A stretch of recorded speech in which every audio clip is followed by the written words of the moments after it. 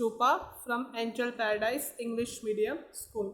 Today's topic, chapter number 6, Effects of British Rule in India from Social Science.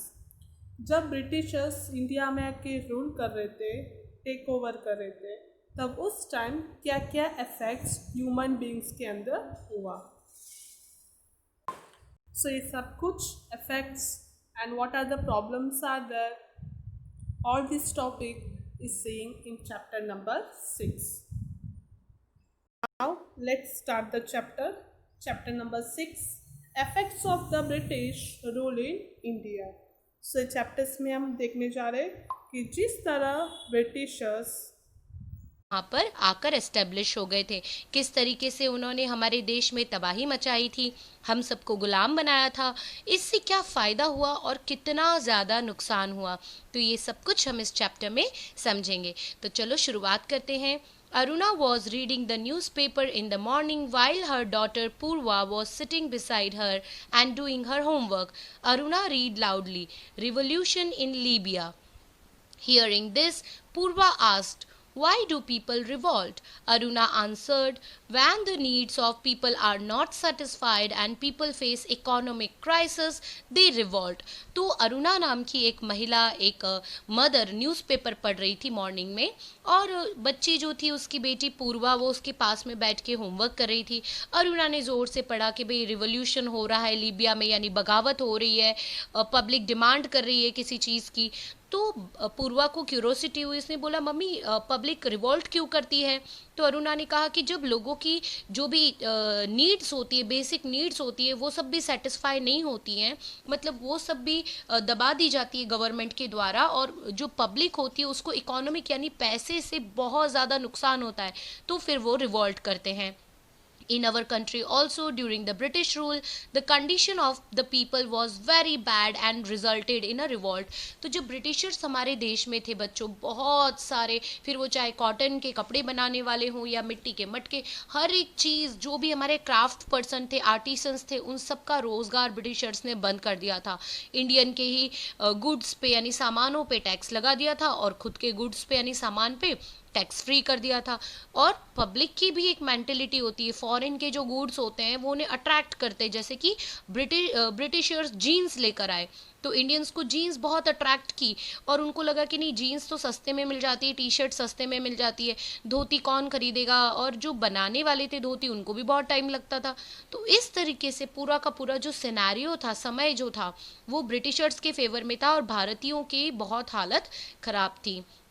तो ये अब अरुणा बता रही है, "let me tell you about the life of the Indians at that time." तो अब बता रही हैं उनको कि क्या स्थिति थी, क्या हालत थी इंडियंस की उस समय पे. "India was economically prosperous till the 18th century."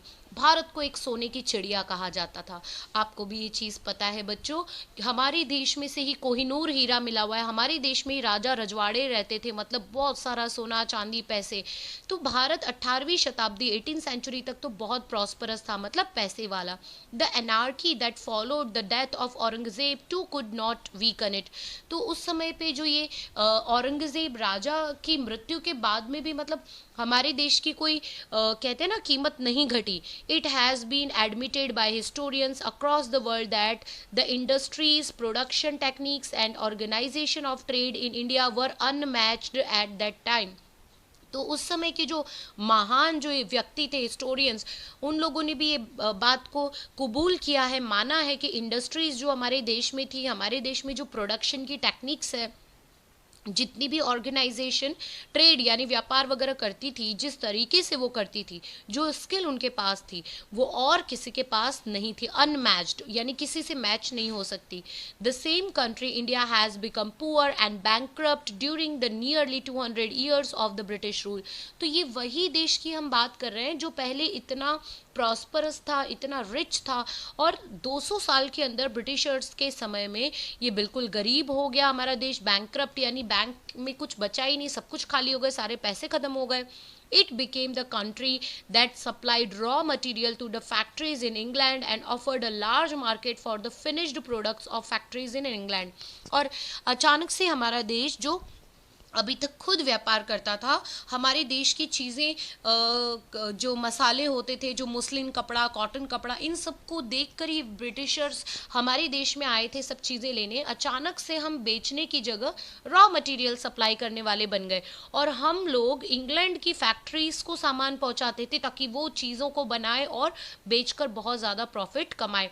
तो ये जो बदलाव है, इसके बारे में सोचने की बहुत ज़्यादा ज़रूरत है। तो अब यहाँ पे देखो, हमें थिंक करने के लिए दिया है, what do you mean by raw material. Raw material का मतलब होता है कच्चा माल सामान, जैसे कॉटन के पेड़, मतलब कॉटन की फसल उगाना, कॉटन सीड अलग निकालना, फिर कॉटन सीड को भेजा जाएगा ऑयल निकालने वाली फैक्ट्री में, इंडस्ट्री में, जहाँ से उसका ऑयल निकलेगा, फिर पैकेज होगा, लोगों तक पहुँचेगा। कॉटन को यान में बनाया जाएगा, यानी फाइबर बनाया जाएगा, उसके धागे बनाए जाएंगे, फिर उसको मिल में भेजा जाएगा, उससे कपड़े बनाए जाएंगे और फिर बेचे जाएंगे। तो इस तरीके से जो रॉ मटेरियल होता है वो कच्चा माल सामान होता है। Give some examples of raw material. तो हम कॉटन ले सकते हैं, फिर ग्राउंड नट ले सकते हैं, ग्राउंड नट मतलब मूंगफली, उसमें से तेल निकलेगा। तो ऐसे ये बहुत सारे एग्जाम्पल्स हैं। Make a list of raw material supplied by your village. तो भाई आप विलेज में रहते हो, सिटी में रहते हो, जहाँ पे भी रहते हो, आप इवन गूगल कर सकते हो कि आप कौन से, आपकी सिटीज़ में कौन से रॉ मटेरियल्स अवेलेबल है। सबकी सिटीज़ में, सबके गांव में कुछ ना कुछ तो अवेलेबल होता ही है। Make a list of products prepared from the raw materials and the places to which they are supplied। तो स्टूडेंट्स, कहाँ पे रॉ मटेरियल मिलता है? जैसे उत्तर प्रदेश से खूब सारा गन्ना यानी शुगर केन आता है, फिर उसमें से शक्कर बनती है, गुड़ बनता है। झारखंड और वहाँ से बहुत सारा जूट सप्लाई होता है, उससे जूट बैग बनते हैं। तो ये सारी चीज़ें आप खुद ढूंढ सकते हैं और उसके बाद में उसका लिस्ट बना सकते हैं। अब देखो, condition of peasants and agriculture during the British rule. तो जो भी हमारे उस समय के मजदूर थे, जो भी एग्रीकल्चर यानी खेती बाड़ी की उस समय पे क्या कंडीशन कर दी थी ब्रिटिश रूल ने, ये देखते हैं। The British got a new opportunity to increase their income after the acquisition of the Diwani rights to collect land revenue of Bengal, Bihar and Odisha. तो हमने देखा था चैप्टर नंबर 1 में ही कैसे ये ब्रिटिशर्स ट्रेड करने आए और फिर धीरे धीरे इन्होंने क्या किया, बंगाल के नवाब को हराया कॉन्स्पिरेसी यानी षड्यंत्र करके। फिर धीरे धीरे अवध और ये मतलब उत्तर प्रदेश और ये सबको अपने कंट्रोल में किया, नीचे साउथ इंडिया में अपने कंट्रोल में किया। उसके बाद तो इनको लगा कि अब हमसे ज़्यादा कोई पावरफुल है ही नहीं, तो अलग अलग इन्होंने क्या बना दिए, कानून बना दिए। तो दीवानी कानून, दीवानी राइट्स के तहत, यानी उसका नाम लेकर ये क्या करते थे, लोगों से लैंड रेवेन्यू लेते थे। ज़मीन पे आपको रहना है या काम करना है तो पैसे दो, टैक्स दो। अरे भाई ऐसा क्यों? तो इस तरीके के बेफिजूल के ज़बरदस्ती टैक्स वगैरह लेते थे। फिर बिहार और उड़ीसा से लेते थे। They started exploiting peasants to earn more revenue and as a result the peasants become poorer. Many times the peasants had to sell their jewellery to pay the revenue. तो पीसेंट्स जो भी थे उस समय पे, उनको ये इतना सताते, एक्सप्लॉइट करते, मारते पीटते, जेल में डाल देते। उनको बोलते आपको टैक्स देना पड़ेगा। बहुत बार तो ऐसा होता था कि टैक्स के लिए उनको बेचारों को अपने गहने, जो कहते हैं ना, कर्जे पे रखने पड़ते थे, गिरवी रखने पड़ते थे। तो इस तरह से ये क्या करते थे, रेवेन्यू लेते थे और वो बेचारे पुअर होते गए, जो भी हमारे मजदूर होते थे, फार्मर्स होते थे। A large number of peasants had to borrow money from the money lenders and consequently fell into a debt trap। तो debt trap का मतलब क्या होता है बच्चों? उधार का जाल जो होता है, उधार के चक्कर में ये लोग फंस जाते थे, क्योंकि अंग्रेज इनसे पैसे मांगते थे, पैसे देने के लिए होते नहीं थे। तो जो भी उस समय मनी लैंडर्स यानी जो उधार देने वाले होते थे, मनी लैंडर्स का मतलब जो पैसे उधार देते हैं इंटरेस्ट पे, मतलब अगर 1,000 रुपये देंगे तो 1 महीने के बाद आपको उनको 2,000 देना पड़ेगा। इस तरीके से बहुत ज़्यादा इंटरेस्ट पे वो लोग पैसे देते थे और फिर इस डेब्ट ट्रैप में यानी उधार के चक्कर में फंस जाते थे और गरीब होते जाते थे। Farmers lost their land and agriculture suffered in many reasons of India. अब जो गरीब होते थे वो अपनी ज़मीन गिरवी रख के क्या करते थे, कर्जा लेते थे। कर्जा चुका नहीं पाते थे तो ज़मीन, जो मनी लैंडर्स होते थे, वो हड़प लेते थे। Moreover Bengal witnessed a terrible famine in the year 1770 CE in which lakhs of people died of starvation। और उस समय पे बंगाल में बच्चों बहुत टेरिबल फैमाइन यानी बिल्कुल भी बारिश वारिश नहीं होती थी, सूखा पड़ गया, तो इसीलिए खाने की बहुत ज़्यादा कमी हो गई, लाखों लोग भूख से मर गए थे। तो ये कोई आसान बात नहीं है या फिर कोई मामूली बात नहीं है, बहुत दुखद घटनाएं हमारे देश ने उनके ब्रिटिश रूल के समय देखी हुई है। Governor general Lord Cornwallis enforced permanent settlement act in order to collect revenue. As per this act, the company fixed the revenue on an annual basis. The jamidars, landlords were given the permanent rights of land and revenue collection. अब ये जो अंग्रेज थे बड़े शातिर थे, ये directly क्या करते थे, परेशान नहीं करते थे, ये ऊपर वाले इंसान को यानी ज़्यादा पावरफुल इंसान को दबाते थे कि नीचे वाले से कलेक्ट करो, ऊपर वाला इंसान नीचे वाले को दबाता था कि तुम्हारे नीचे वाले से कलेक्ट करो। तो इन्होंने एक चेन बना दी जिसके कारण ये क्या करते थे, लोगों को अपनी उंगलियों पे पपैट की तरह नचाते थे। तो जब गवर्नर जनरल आया लॉर्ड कॉर्नवालिस, तो उसने एक परमानेंट सेटलमेंट एक्ट नाम से एक रेवेन्यू बना दिया, मतलब एक लॉ बना दिया कि भाई ऐसे हर महीने नहीं आएंगे हम, साल का तुमको सालाना रेवेन्यू देना ही पड़ेगा एनुअल बेसिस पे। और इसमें उन्होंने क्या कर दिया, जमींदारों को बोल दिया कि जो भी इंडियन जमींदार होते थे कि भाई जाओ और कुछ भी करो, लैंड रेवेन्यू लेकर आओ। अब लैंड रेवेन्यू जब जमींदार लेने जाएगा तो क्या करेगा, उसके अंदर ईगो आ जाएगा, उसको लगेगा मैं बहुत पावरफुल हूँ, तो वो फिर क्या करते थे, गरीब लोगों को बहुत ही सताते थे। This is how a class of landlords loyal to the company was created. और क्या हुआ, जब आप किसी को बोलोगे कि हम तुम्हें परेशान नहीं करेंगे, तुम्हें हम उल्टा और पावरफुल बना देंगे, तो जो जमींदार थे वो सोच रहे थे कि अरे वाह, ब्रिटिशर्स के समय में तो हमें बहुत पावर मिल रही है, तो वो क्या हो गए, लॉयल हो गए। लॉयल मतलब वफादार हो गए, चमचे बन गए ब्रिटिशर्स के और अपने ही देशवासियों पे अत्याचार करने लगे। This act also ensures the income of company. Against this the peasants who worked hard in the hot sun to cultivate the land and grow crops were exploited. तो अब जो मजदूर सारा साल धूप गर्मी बारिश सर्दी में तड़प तड़प के जो भी मेहनत करके जो भी उगाते थे, वो सब कुछ कंपनी को चला जाता था। और कंपनी को भी पता चल गया कि हाँ भाई, इंश्योर हो गए वो कि भाई साल भर का हमको इतनी इनकम तो आनी है, कोई बड़ी इसमें दिक्कत नहीं है। तो वो आराम से अपनी प्लानिंग को कर लेते थे, उनको कोई भी प्रॉब्लम नहीं आती थी। अब देखो आगे बढ़ते हैं। यहाँ पे हमें थिंक करने के लिए बोला गया, what do you mean by land revenue. तो क्या लगता है आपको लैंड रेवेन्यू क्या होता है? तो लैंड रेवेन्यू का मतलब होता है बच्चों टैक्स, जो भी हम जमीन के नाम पे टैक्स देते हैं। Make a list of tax paid by us. तो आज के समय में तो हम कौन सा म्यूनसिपलिटी के पानी का, हाउस टैक्स, ये सारे टैक्सेस भरते हैं, जीएसटी टैक्स भरते हैं। If famine occurs in modern times, the people suffer less. Why did they suffer more during the British rule in India? क्योंकि ब्रिटिश रूल के समय पे टैक्स देना पड़ता था और उस टैक्स के कारण क्या हो जाता था, उस टैक्स के कारण लोगों के पास में पैसे ही नहीं होते थे, स्टोर करने के लिए कुछ होता ही नहीं था। आज के समय में तो हर इंसान के पास में क्या है, बैंक में सेविंग्स होती है, गवर्नमेंट भी हमारी देश की खुद है, तो वो क्या करेगी, हमें सब्सिडी देगी, मदद करेगी, हम एक दूसरे की मदद करेंगे। लेकिन उस समय तो क्या होता था, सब कुछ ब्रिटिशर्स की मुट्ठी में ही था। तो आप यहाँ देख सकते हैं कैसे ये गरीब बैठे हुए हैं। और लॉर्ड कॉर्नवालिस का पिक्चर भी हम देख सकते हैं, इम्प्रोवाइज्ड पीसेंट्स, और यहाँ पे लॉर्ड कॉर्नवालिस। अब देखो effects on social life, social life पे क्या इफेक्ट पड़े थे उस समय में। तो सोशल लाइफ पे इफेक्ट पड़े थे, Warren Hastings, the person who was given the job of collecting revenue was known as collector। तो उस समय बच्चों वॉरेन हेस्टिंग्स जो था उसको जॉब दे दिया गया था ब्रिटिशर्स ने कि भाई आप क्या कीजिए, रेवेन्यू कलेक्ट कीजिए, उसे कलेक्टर का नाम दे दिया था। He also performed the function of a judge, उसको जज भी बना दिया गया। The British system of administration destroyed our ancient system of self rule। तो ब्रिटिश सिस्टम जो था, हमारे देश का जो सेल्फ रूल था, हम हमारे देश के राजा थे, वो सब उन्होंने चेंज कर दिया। In the ancient times every village was like a small Republic.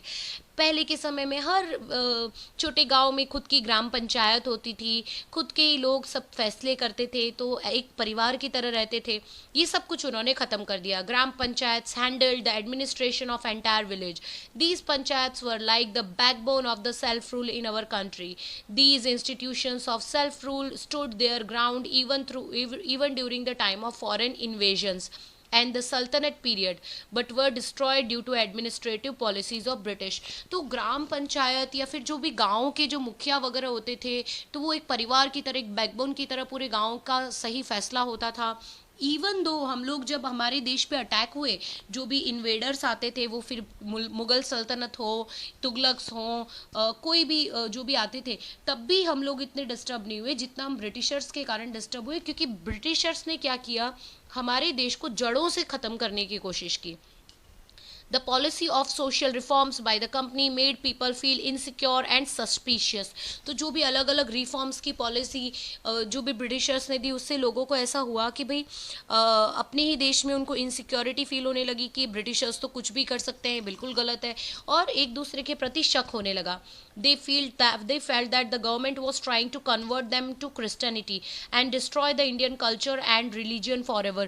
बहुत से लोगों को लगा कि भाई ये हम लोगों का धर्म परिवर्तन कर देंगे, हमारा रिलीजन हिंदू से बदलकर क्रिश्चियन में कन्वर्ट कर देंगे. People believed that the Indian social system was deliberately undermined in the railways and military, and order was passed in Agra that every Indian had to salute the British. तो हमारे देश में तो हम नमस्कार, राम राम या इस तरीके से, या फिर अस्सलाम वालेकुम, या फिर इस तरीके से एक दूसरे को ग्रीट करते थे. अब इन्होंने बोल दिया कि नहीं भाई सबको सैल्यूट करना है. फिर आर्मी में हमने देखा था मंगल पांडे के चैप्टर में कि किस तरीके से मंगल पांडे ने रिवॉल्ट किया था 1857 में उस समय पे, क्योंकि इन लोगों ने क्या किया, जो आर्मी की जितनी भी बंदूक होती थी या बॉम्ब होते थे, उनको मुंह से खोलना पड़ता था, और उसके अंदर गाय की चमड़ी होती थी, मतलब लेदर होता था, और पिग का मांस होता था, जिसके कारण धर्म भ्रष्ट होने के बहुत सारे मतलब कारण बताए जा रहे थे. It was considered a crime and was liable for punishment. As a result, there was a widespread sentiment of anger and hatred for British among the Indians. अब क्या हुआ जब ये सब हुआ कि भाई आपको क्या करना है, आपको ब्रिटिशर्स को सलाम करना है. अगर आप ब्रिटिशर्स को सलाम नहीं करोगे तो क्या हो जाएगा, आपको पनिश किया जाएगा और नफरत बढ़ जाएगी. इस तरीके से क्या कर दिया गया, ब्रिटिशर्स ने लोगों को डरा के रखना स्टार्ट कर दिया. The policies of social reforms by the company made people insecure. तो इसी सब के चलते क्या हो गया, पीपल जो थे वो इनसिक्योर होने लगे. अब देखो आगे बढ़ते हैं. Destruction of Indian trade and industries और इंडियन ट्रेड का डिस्ट्रक्शन कैसे होने लगा. The handlooms of India supplied textile to the market and of Asia and Europe. Textile का मतलब कपड़े वगैरह जो भी होते हैं, हैंडलूम्स हमारे देश की जो भी मशीन्स होती थी, हमारे देश का जो भी रॉ मटेरियल होता था, वो एशिया और यूरोप के मार्केट में कपड़े सप्लाई करता था. The traders from the European countries used to come to India to purchase commodities. तो ये जो ट्रेडर्स थे ये यूरोपियन कंट्रीज से आते थे भारत के पास, और कमोडिटीज़ मतलब सामान को खरीदने के लिए. The Indian made jute, silk, woollen and cotton textiles were in high demand in the European markets. The soft and delicate muslin of Dhaka and world famous. Apart from textiles, commodities such as salt, saltpeter, sugar, etc. were exported in exchange of tremendous amount of bullion, gold and silver. तो European markets में हमारे देश की चीज़ों की इतनी demand थी कि हमारे देश के कपड़े, हमारे देश के रॉ मटेरियल, हमारे देश के ये सब वो बहुत कीमती दामों पर लेकर जाते थे गोल्ड एंड सिल्वर के बदले में. बुलीगन यानी गोल्ड एंड सिल्वर के जो समय पे सिक्के होते थे उनके बदले में.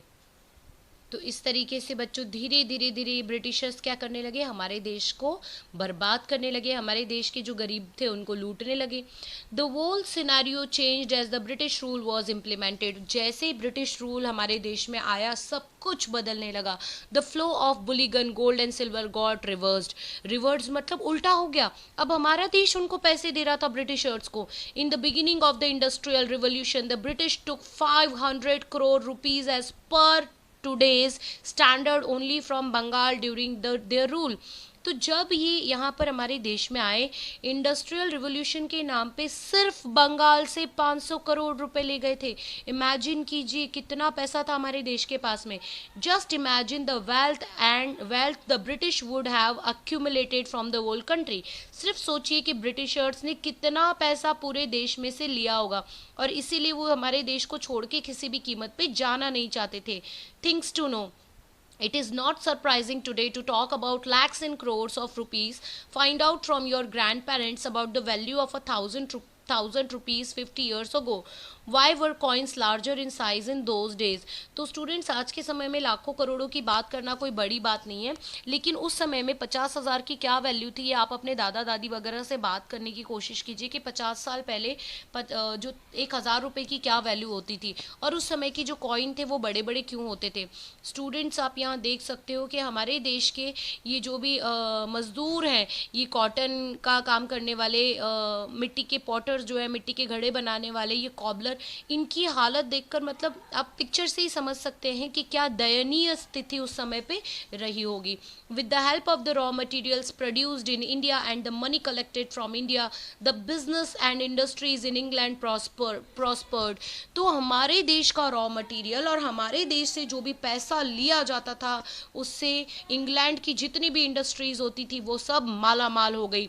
देयर मिल्स स्टार्टेड प्रोग्रेसिंग, तो उनकी मिल्स जो भी थी बंद हो गई थी, वो सब प्रोग्रेस करने लगी। The cloth manufactured in England was imported in India, और हमारे देश का सारा माल सामान वहाँ ले जाया जाता था, वहाँ से उसको बनाया जाता था और हमारे देश में ही बेच दिया जाता था विदाउट लेइंग एनी ड्यूटी। कोई भी इम्पोर्ट ड्यूटी नहीं लगाई जाती थी। On the whereas there were taxes up to 80% on the cloth manufactured in India। अगर आप भारत की सामान खरीदोगे तो 80% ज़्यादा पैसे देने पड़ेंगे इंग्लैंड से खरीदे हुए सामान के। यानी इससे ज़्यादा आप समझ सकते हैं कि क्या पीठ में खंजर घोपेंगे हमारे Britishers. As a result, textile made in India became costlier in the Indian market itself. The Indian handicraft and cottage industries could not withstand the competition and they could not sustain themselves. तो ये जो भी हमारे गरीब इंसान थे, जो इतनी मेहनत करते थे, जिनके पास कोई बड़ी बड़ी मशीनें नहीं थी, ये सब इस कंपटीशन को नहीं झेल पाए और वो खुद को इस कंपटीशन के दौरान खड़ा नहीं रख पाए, और ये सब लोगों की हालत बहुत ही ख़राब हो गई। Many silk based industries of our country like textile industries, glass, paper, minerals, ship building etcetera got ruined due to the policies of the British. और ब्रिटिशर्स ने ऐसी पॉलिसी बनाई कि जिसके कारण हमारे पूरे देश की अर्थव्यवस्था, हमारे पूरे देश के लोगों का जो भी काम धंधा था वो सब चौपट हो गया। Lakhs of skilled workers became unemployed. Gradually, the poor workers of the rural areas of India became poorer. तो जितने भी हमारे देश के लाखों करोड़ों जो भी पारंगत यानी स्किल्ड लेबर्स थे, वो सभी बिना किसी काम के रहने लगी, अनएम्प्लॉयड हो गए, उनके पास कोई रोज़गार नहीं था। और जो गांव के जो भी लोग थे, उनकी हालत तो इतनी बुरी हो गई कि वो बहुत ही ज़्यादा अतिशय गरीबी में धकेल दिए गए।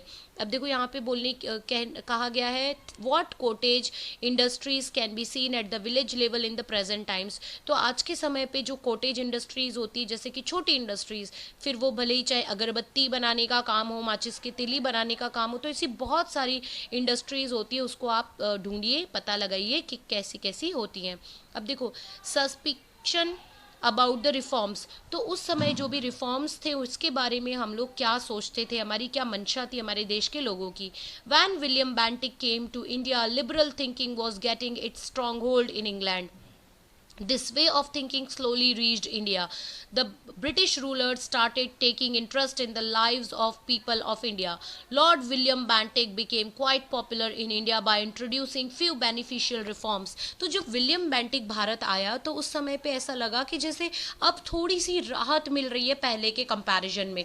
इंग्लैंड में लॉर्ड विलियम बेंटिक, देखो ये लोग खुद को लॉर्ड यानी मतलब कितना रिस्पेक्ट दिलवाते थे हमारे देश में भी। तो इसने क्या किया, ब्रिटिशर्स को बोला कि जिनसे हम कमाते हैं, जिनके ऊपर हम राज कर रहे हैं, एटलीस्ट उनकी लाइफस्टाइल के बारे में हमें जानना चाहिए और उसमें थोड़ा इंटरफेयर करना चाहिए। तो उन्होंने क्या किया, कुछ न्यू रिफॉर्म्स बनाए। रीफॉर्म्स मतलब फिर से नए रीति रिवाज, नए रूल्स जो हमारे देश के लिए बेनिफिशियल थे। तो देखो, during his time Indian started getting jobs in company administration. तो इन्होंने क्या किया, लोगों को जॉब देना स्टार्ट किया। Indians were allowed to use their mother tongue in the court of law. उनको बोला गया कि ठीक है भाई, आप लोग अपनी मातृभाषा में बात कर सकते हो कोर्ट में। Raja Ram Mohan Roy and other social reformers were constantly making effort to stop the evil practice of sati. Bentinck agreed to these efforts and passed a law in 1829 to ban the practice of sati. तो सती एक बहुत ही खराब प्रथा थी बच्चों, एक खराब रीति रिवाज था जिसमें पति के मृत्यु के बाद पत्नी को पति की चिता के साथ में जिंदा जलना होता था। तो उस समय पे राजा राम मोहन रॉय वो बहुत बड़े रिफॉर्मिस्ट थे, उन्होंने मिलकर विलियम बेंटिक के साथ में एक लॉ पास करवा दिया 1829 में और सती प्रथा को बैन करवा दिया गया। तो ये बहुत इंपॉर्टेंट है, आपको याद रखना है। During the time of William Bentinck the English rulers tried to eradicate the social evils as per will of the social reformers. The orthodox class witnessed these reforms with suspicion. अब जो William Bentinck के समय में जो भी reformers थे, जैसे राजा राम मोहन रॉय कह लीजिए, तो ये अलग अलग महान रिफॉर्मर्स ने क्या किया, इनके साथ में मिलके जो भी उस समय पे गलत गलत रीति रिवाज चल रहे थे हमारे समाज में, उन सबको बदलने की कोशिश की। तो जो ऑर्थोडॉक्स यानी पुराने सब विचारों के जो लोग थे, उनको ब्रिटिशर्स पे शक हो गया और उनको लगा कि अब ये हमारे धर्म को भी बदल देंगे। The company had passed a resolution to spend 1 lakh rupees every year on education, but it was not implemented. तो कंपनी ने कह दिया कि हम हर साल 1 लाख रुपए देंगे एजुकेशन के ऊपर खर्च करने के लिए, लेकिन ऐसा कुछ उन्होंने किया नहीं। Finally, an education committee was formed during the time of Bentinck in the year 1834. Lord Macaulay thought of introducing English education in India. तो विलियम बेंटिक 1834 में एक एजुकेशन कमेटी बनाई गई। लॉर्ड मैक्यूले ने क्या किया कि भाई इंग्लिश एजुकेशन को भी लेकर आते हैं इंडिया में, तो धीरे धीरे क्या हो जाएंगे, ये इंग्लिश में बात करने लगेंगे और इंग्लिश में कम्युनिकेशन होगा तो फिर बातचीत करने में आसानी रहेगी। However the educational method advocated by Macaulay could not benefit the youth, लेकिन कोई फ़ायदा नहीं था, क्योंकि क्या होता था जो लोग थे हमारे देश के, वो इंग्लिश एजुकेशन में अपने बच्चों को भेजना नहीं चाहते थे। Indians lost the advantage of acquiring the ancient knowledge and skills developed by there ancestors. अब क्या हुआ, ये इंग्लिश एजुकेशन में तो उनको समझ में तो आता नहीं था, और अगर जाने लगे तो जो कला उनके पेरेंट्स से, उनके फोर फादर से जो भी नॉलेज उनको मिली थी, वो सब वो भूलने लगे। The method of British education system was opposed by a number of intellectuals and Mahatma Gandhi called it as to give millions a knowledge of English is to enslave them, that by receiving English education we have enslaved the nation।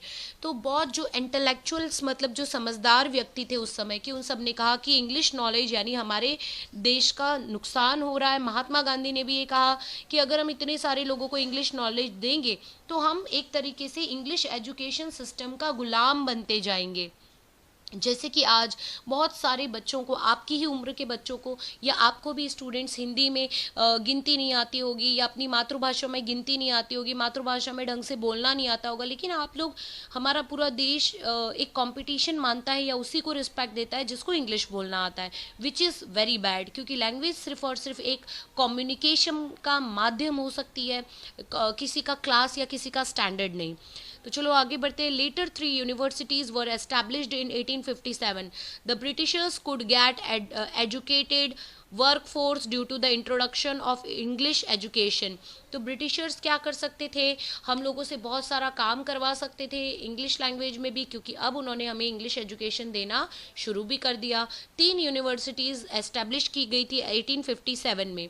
Alongside it also developed nationalistic thinking among the educated Indians।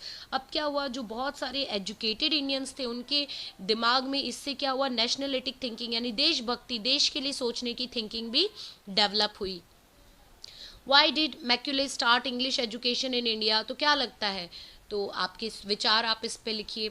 फिर many machines were invented to facilitate the industries, transport and communication, considering the convenience in running administration and strategic importance for the military. The Britishers introduce the railways in India. तो बहुत सारी उस समय पे अंग्रेज़ों के आने से बहुत सारी मशीनें हमारे देश में आई, कम्युनिकेशन के माध्यम बढ़े, भाई फैक्स वगैरह, फिर लेटर वगैरह का सिस्टम आया हमारे देश में, रेलवे इंट्रोड्यूस हुई हमारे देश में। हमने चैप्टर नंबर 3-4 में पढ़ रखा है, जैसे कि रेलवे का इंट्रोडक्शन हुआ हमारे देश में, मुंबई से थाने में। फिर देखो थिंग्स टू नो, चीज़ें जो हमें जाननी चाहिए। देखो सबसे पहली रेलवे लाइन स्टार्ट हुई थी Mumbai to Thane in the year 1853। ये तो बहुत इंपॉर्टेंट क्वेश्चन है स्टूडेंट, ये आपको याद रखना है। In order to maintain an effective control on the country and to exchange messages with the neighboring territories, modern methods of post and telegraph were introduced in 1854। तो हमें ये भी याद रखना है कि नए नए मॉडर्न मेथड्स पोस्ट के और टेलीग्राफ के स्टार्ट हुए थे 1854 में। Printing press and circulation of newspaper grew alongside, और फिर लोगों तक क्या पहुंचने लगे, न्यूज़पेपर पहुंचने लगे, मैगजीन्स पहुंचने लगी, तो प्रिंटिंग प्रेसेस भी हमारे देश में आ चुकी थी। These reforms were actually for the convenience of the British rule in India, but it turned out to be a blessing in disguise for the growth of nationalism in India. तो actually ये printing press, ये जो भी technology थी, post कह लो या train कह लो, ये सब ब्रिटिशर्स ने खुद के लिए बनाई थी बच्चों। लेकिन वो कहते हैं ना, उनकी जो भी उन्होंने खुद के लिए सोचकर बनाई थी, लेकिन इससे हमारे देश को भी बहुत फ़ायदा हो गया। आज हमारे देश का सबसे बड़ा जो नेटवर्क है पूरे एशिया में हम कह लें तो वो हो गया हमारे देश का रेलवे हो गया। फिर बाद में पोस्ट और इन सब की सुविधा बहुत अच्छी हो गई, बहुत सारी टेक्नोलॉजी से हम लोग अवगत हो गए, यानी हमारी जान पहचान हो गई। The class that acquired the English education spread headed the social reforms and nationalism in India. और जो समझदार व्यक्ति थे, जिन लोगों को भी एजुकेशन मिल गया, उन लोगों को कहते हैं ना, उनकी मेंटलिटी ब्रॉड हो गई, उनको समझ में आ गया कि भाई हमें अब अपने देश की आज़ादी के लिए कुछ करना चाहिए, और नेशनलिज्म की भावना यानी देशभक्ति की भावना और बढ़ गई। India since they were more familiar with the contemporary developments in the world around, क्योंकि जो लोग पढ़ चुके थे उनको समझ में आने लगा कि आज़ादी का मतलब क्या है और दूसरे देशों में क्या हो रहा है। तो इसीलिए फिर उन्होंने हमारे देश को भी अवेयर करवाया कि हमें भी अब कुछ ना कुछ एक्शंस लेने पड़ेंगे। The post and telegraph brought people closer, और पोस्ट और टेलीग्राफ से क्या हो गया, हम लोगों को एक दूसरे की योजनाएं पता चलने लगी, हम लोग एक दूसरे से जुड़ने लगे। एक्टिविटी दे रखी है, make a list of leaders who helped in arousing nationalism after acquiring English education. तो भाई लिस्ट बनाना है हमें उन लीडर्स के लिए जिन्होंने क्या किया, अरोजिंग नेशनलिज्म, यानी जिन्होंने लोगों के दिल में देशभक्ति की ज्वाला जलाई थी, देशभक्ति से प्रेम करवाया था इंग्लिश एजुकेशन को लेने के बाद में। तो स्टूडेंट्स, ये था हमारा चैप्टर जिसमें ब्रिटिशर्स के आने के बाद के इफ़ेक्ट्स हमने डिस्कस किए। आई होप आपको ये चैप्टर पूरा अच्छी तरीके से समझ में आ गया होगा।